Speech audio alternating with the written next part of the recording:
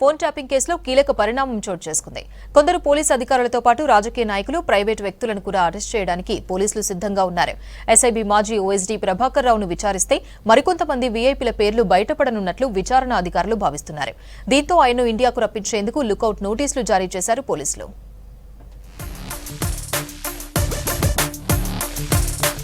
రాష్ట్రంలో సంచలనంగా మారింది phone tapping case. Panjagutta police స్టేషన్లో నమోదైన ఈ కేసు విచారణ అంతా బంజారాహిల్స్ పోలీస్ స్టేషన్లో సాగింది. ఇకపై జూబ్లీహిల్స్ కేంద్రంగా ఇన్వెస్టిగేషన్ కొనసాగుతుందని పోలీసులు తెలిపారు.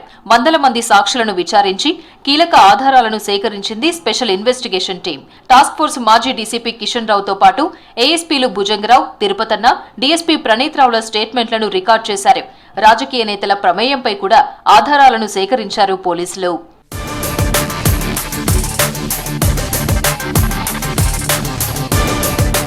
ఫోన్ ట్యాపింగ్ కేసులో స్పెషల్ ఇంటెలిజెన్స్ లాకర్ రూమ్ ధ్వంసం చేసిన కేసులో ప్రధాన నిందితుడు ప్రణీత్ రావు ఇచ్చిన స్టేట్మెంట్ ఆధారంగా దర్యాప్తు కొనసాగింది.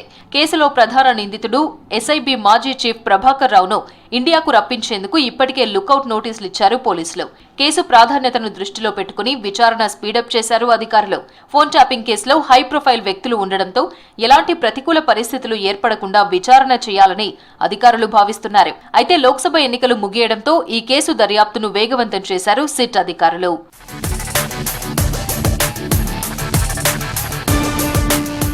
ఫోన్ ట్యాపింగ్ కేసులో 6వ నిందితుడిగా ఉన్న ఓ ఛానల్ ఎండీ విచారణ కూడా కీలకం కానుంది. దీంతో వాళ్లను ఇండియాకు తీసుకొచ్చేందుకు అధికారులు ప్రయత్నం చేస్తున్నారు. వీళ్లపై ఇప్పటికే Nampally court non bailable warrant జారీ చేసింది. రెడ్ కార్నర్ నోటీసులు జారీ చేసే ప్రక్రియలో భాగంగా సెక్షన్ 73 సిఆర్పీసీ కింద ఆదేశించబడింది. రెడ్ కార్నర్ నోటీసులకు సంబంధించిన సమాచారం ఇప్పటికే ఇమ్మిగ్రేషన్, ఇంటర్పోల్ కు అందించారు రాష్ట్ర పోలీసులు.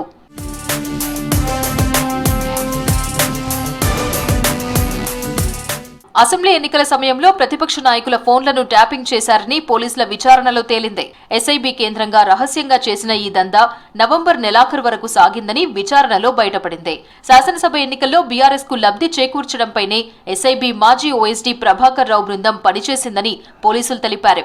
బీఆర్ఎస్ అభ్యర్థులపై పోటీ చేసిన ప్రత్యర్థుల కదలికలపై నిఘా ఉంచడం, వారి అనుచరుల కార్యకలాపాల్ని పసిగట్టడం లాంటి పనులను ఎస్ఐబీ కేంద్రంగా చేశారని ఎంక్వైరీలో తేలింది.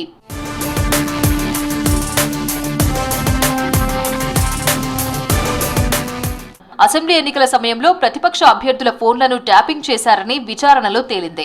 దుబ్బాక, హుజురాబాద్, మునుగోడు ఉప ఎన్నికల టైంలోనూ బీఆర్ఎస్ ప్రత్యర్థి పార్టీలపై నిఘా ఉంచారు.